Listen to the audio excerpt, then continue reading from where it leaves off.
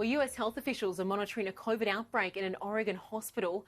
More than 24 staff and patients contracted the virus, and hundreds more have been placed into isolation.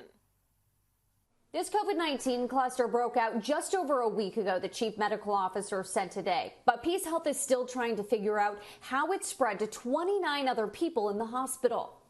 We're disappointed that this occurred. Dr. Lawrence Neville, the chief medical officer for PeaceHealth's Columbia Network, believes the very first patient in this outbreak was infected in the community. When they tested upon arrival in the hospital, it was negative.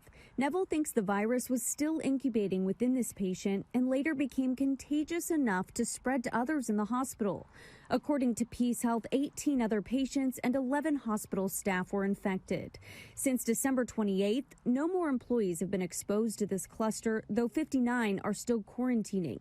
And as of Saturday, there have been no more positive patient cases related to this either. The fact that this cluster could happen at PeaceHealth Southwest, a very, very safe hospital, really shows that this is a highly prevalent virus in our community. And the fact that it did occur here, unfortunately, means that the chances of it entering our homes, our places of work, and other hospitals is unfortunately higher. Neville did clarify their earlier release, saying 30 patients were associated with the outbreak. He says that number was incorrect.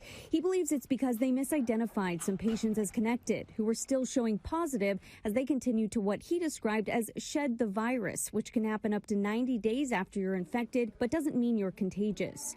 The big question still remains. How did it spread to 29 other people in the hospital? Neville says that first patient was wearing a mask when other people entered their room, and the check also didn't find any breaches in PPE protocol. Neville says an investigation into exactly what happened continues. Neville said they may be dealing with the more transmissible COVID variant you've been hearing making headlines. They're sending out viral samples from the people affected that'll be going to the University of Washington for genomic testing. But even if it is this other variant, Neville stressed their guidance and their precautions they're taking will remain the same.